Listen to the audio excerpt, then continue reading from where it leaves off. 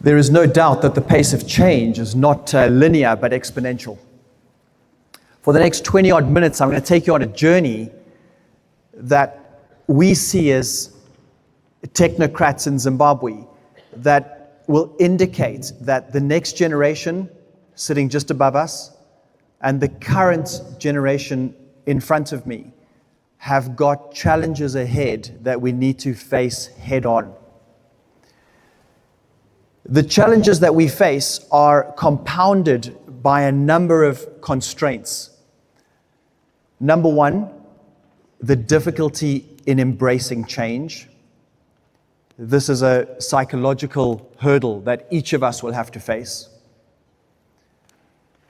Secondly, the constraint of time. We generally don't have enough time in the day. Thirdly, the constraint of financial resource.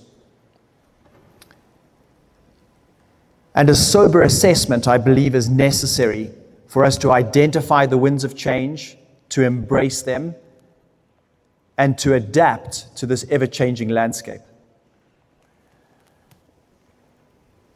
The generation sitting above us, my focus is really going to be on you this morning, because as you focus on your careers and the opportunities ahead,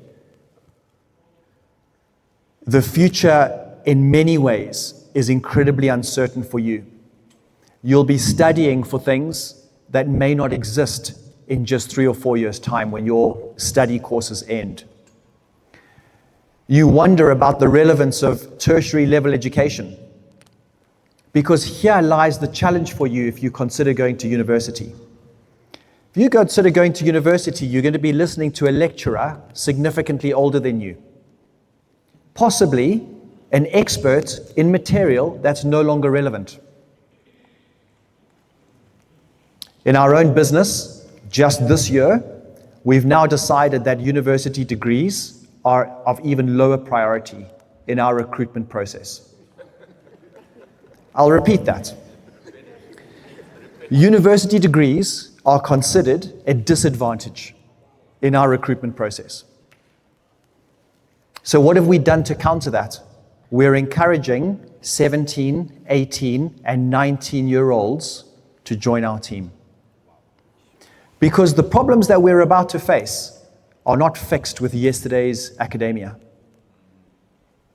The problems we're facing, the challenges we're facing, the headwinds that we are facing are going to be resolved with the creative juices that are sitting above us. We are looking for the following characteristics in our next employment phase. Students or young people who are creative, that have got a collaborative interest, and have primarily, or most importantly, curiosity. We're going to encourage them to ask the questions that do not begin with just the word why. We're going to expect them rather, to ask when, who, what, how. And then we're going to expect them to use the tools at their disposal, the likes of ChatGPT, the whole AI move, to be prompt engineers.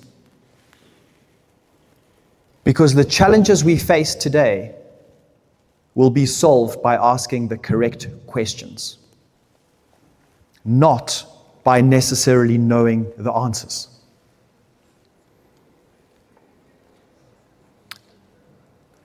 I'm going to talk to each of you right now, and I'm going to say, are we asking the correct questions in our spheres of influence. The generation above us will be asking themselves very often, what job am I going to pursue? What career is going to provide for me and my family? What career is going to help me achieve my dreams? You see, far more questions than answers. For my colleagues sitting on the lower floor, you're in a similar situation. But my challenge to you is, are you asking the correct questions? Are you becoming prompt engineers? One of the key skills I would like to highlight and encourage each of you to take away and research in great detail now is prompt engineering. That's one thing you write down from our short time together this morning. It's become a prompt engineer expert. Go and study, digest, consume as much material as you can to learn to ask the correct questions. In our business at Frampol, we encourage questioning of authority. I am the MD of the business. We have just this week, the 1st of July, we have recruited 2 18-year-olds. And I said to them in their induction a couple of days ago, I said, it's very, very important that you question authority in this business. Number 1. Number 2, it's very important you do not end up thinking like us.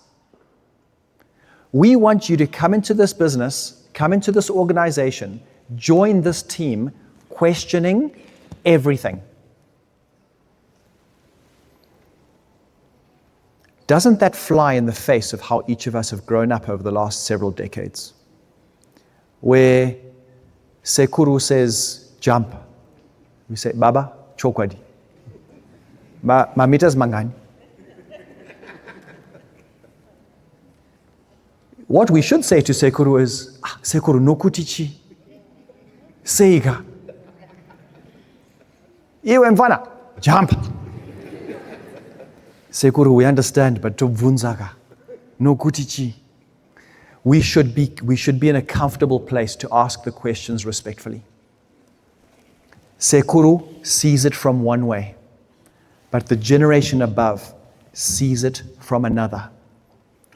We cannot force the next generation to think like us. The headwinds that we are going to face are too significant for our generation to fix them without that curious, collaborative, creative mind helping us through.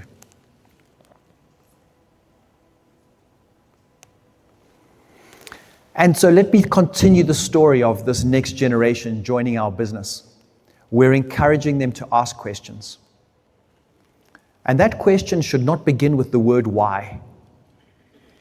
Because we've been asking why since we could talk. Haven't we? All of us have got toddlers in our lives.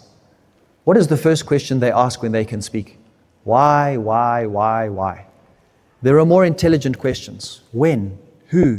What? How? Even that's too basic, which is why I've encouraged you to become prompt engineers.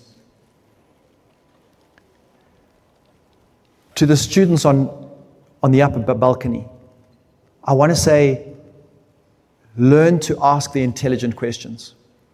Respectfully question authority. Because your futures lie in being able to ask the correct questions. And unfortunately, we have a history of not questioning authority. But you know what? We can change that.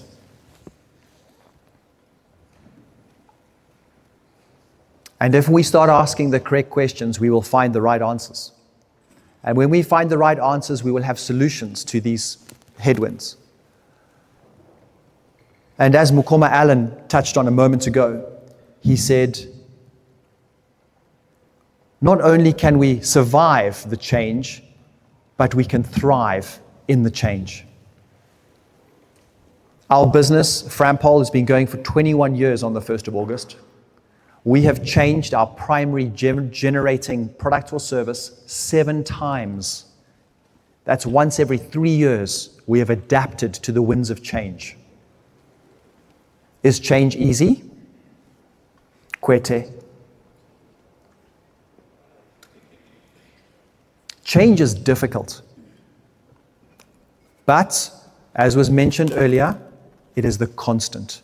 We will constantly face change. My objective this morning with you was to leave you with a simple message. Ask the right questions. And that's hard. It's not easy.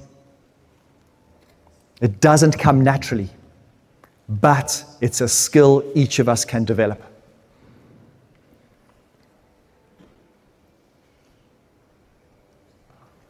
As we age, the desire and willingness to accept change reduces. Students, the winds of change in your lives will continue to blow. Embrace them. Adapt to them sooner than later.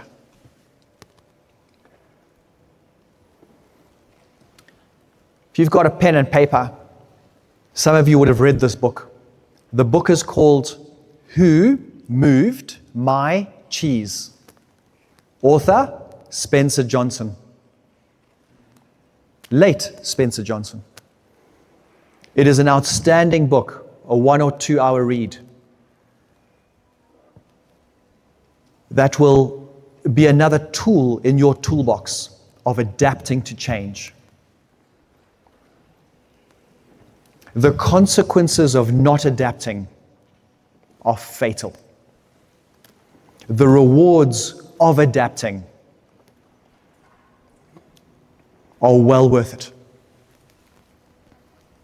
Is the process of adaptation easy? It's not. The consequences are not easy either. So I leave you with this thought: adapt to change and choose your hard. It's hard not to, and it's hard to. For the next few minutes, I'd like to ask if anybody has got any questions. We can have a few minutes of interactivity.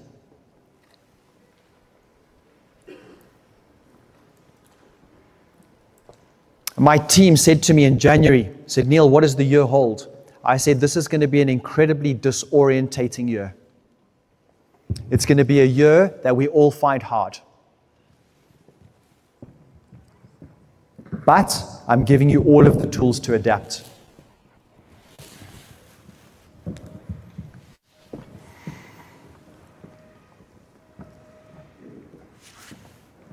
I would love to know your name. Good morning. I'm Vanessa. Hey, Vanessa. Good morning. I would like to ask, you said you had to change your product and services every 3 years. I wanted to know, to say, what determined which product or service that you want to go for? Like, how did you get to that decision to say, okay, let's go with this one? Vanessa, the winds of change often start small and they start blowing. Just like the seasons, when they change, there are indications. Some indications are big, some indications are small. What we've had to do as a technology business is look for the initial signs of the seasons changing, and then started to adapt at that time, which has meant that our business has often been ahead of the change. But when the change came, we were not caught unannounced, unaware. If I use a simple example of the changing seasons, it was just the other day that the leaves started falling off the trees. It was just a few days after that, or a couple of weeks after that, the cold winds started blowing. We realized that summer had ended, the rains had gone, and winter was on its way. Soon, in 1 or 2 weeks' time, we'll see the buds coming out on the trees. It's a sign the seasons are changing, but it still feels cold. If we were blind and didn't pick up those buds, we would have thought it's still winter. So it's looking for the small indications that things are changing. But Vanessa, this is the challenge, is that things used to change once every 3 years for us. It's now going to change every year, especially in our sector. The rate of change now is no longer linear, was my opening comment to you this morning, Vanessa. The winds of change are now exponential. The rate of change is so much faster.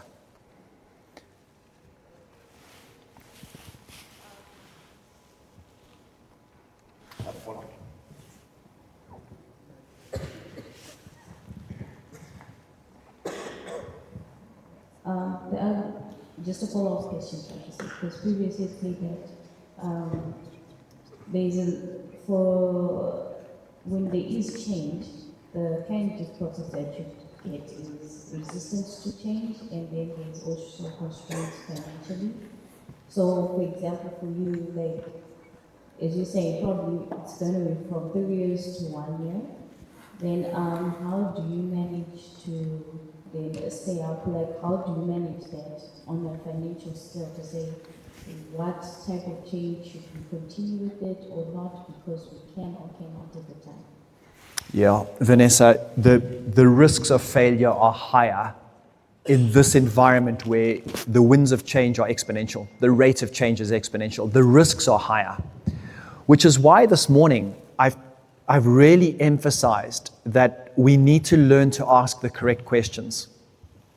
We need to question what's changing, when is it changing, how is it changing, who is changing. Because if we ask the correct questions, Vanessa, we're most likely to get the answer. And often we will need 3 iterations to get to a point of success. We're all fully aware of what Elon Musk has achieved in the last 20 years. And he has been a futurist. He has certainly done things sooner than anybody else. And in many instances almost failed. His last rocket launch for SpaceX, you know, Vanessa, if that failed, he was going to go bankrupt. It was only on the success of that, a few days before Christmas, that it was successful. NASA then called him and said, we would like to give you a contract to do XYZ. But he was on his final rocket launch. It's that close, Vanessa. That's the difference between success and failure. But the alternative is we're doomed for failure if we don't try. Yes, Commander, I do have 2 questions from the students this side. Great, I welcome those. Yes. Name, I would love to know your name.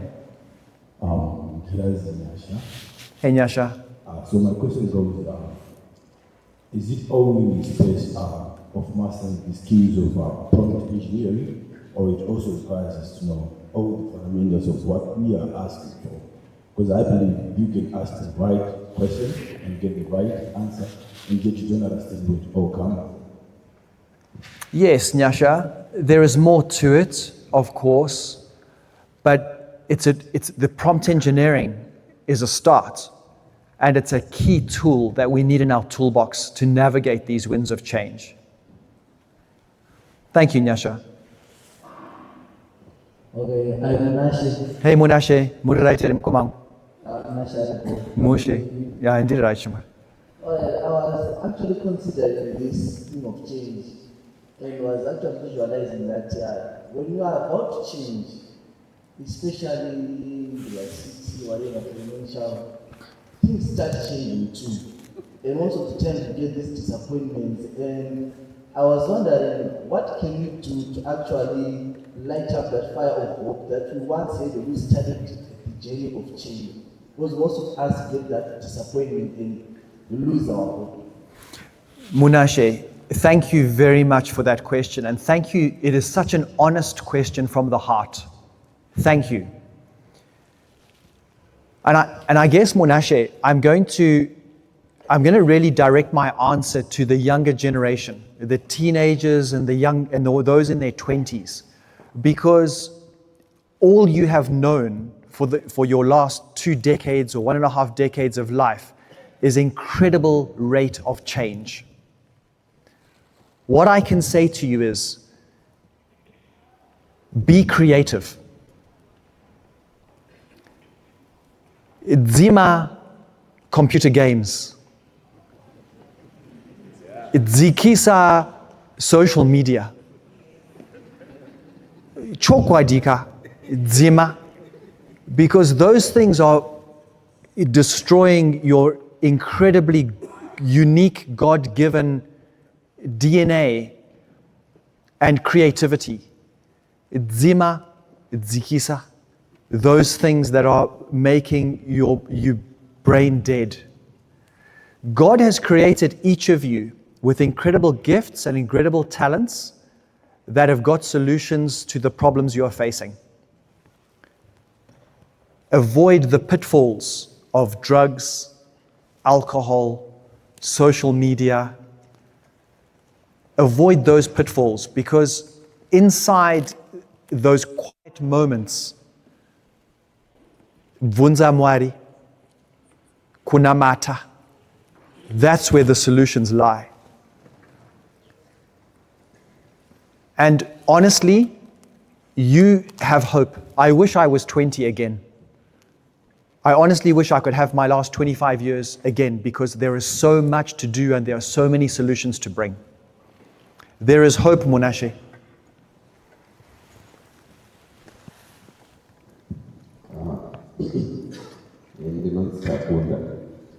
Kupi Taunda. Kupiko. Kupiko Takunda. Where are you? I'm trying to look for you. There. Thank you, Takunda. Yes.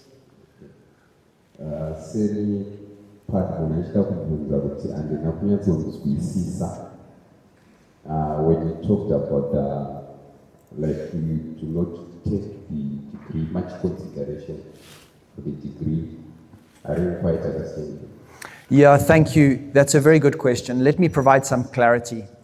The world, if I'm saying the world is changing every year, but you're sitting in the classroom for 4 years with a preset curriculum, obviously in the industries that we're talking about, which are rapidly changing,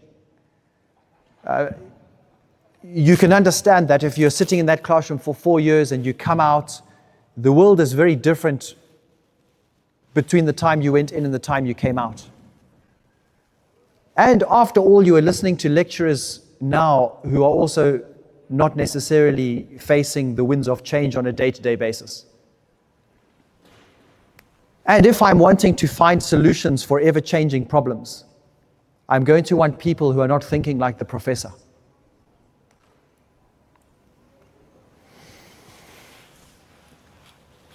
Good question. Hello. Good morning. I'm Lawrence here. You are? Lawrence. Hey, Lawrence. I have a question. As a leader who encourages the use of AI through prompt engineering, is there when you say there's a limit in your organization? Because we're also talking about trying to foster creativity. And I think there's a point where use of these systems stifles creativity. And how do we go on about it to say we're using these technologies and we're also fostering creativity? Yeah, Lawrence, that's a really good question, and it's often posed to us. Are you sure you want to encourage ChatGPT because it's going to make us lose our own abilities to think? This is the way we see it. We believe that embracing these technologies will make us superhuman. Because here's the scenario, Lawrence. If company A is using ChatGPT to find its solutions, but company B is relying upon experience of their last 20 years of existence, which one do you think is most likely to succeed in finding the solution to the problem. I believe it's the one using the tools at their disposal. But of course, they cannot say ChatGPT knows it all because it's a mix of experience and the tools. But one thing I said at a presentation yesterday is I said, I believe that our experience is almost a disadvantage to fixing the problems that we're about to face. Let me repeat that. And by the way, I'm losing my hair and I'm a little bit gray. So there is some experience from here. I don't believe my experience is enabling me to be successful in the future.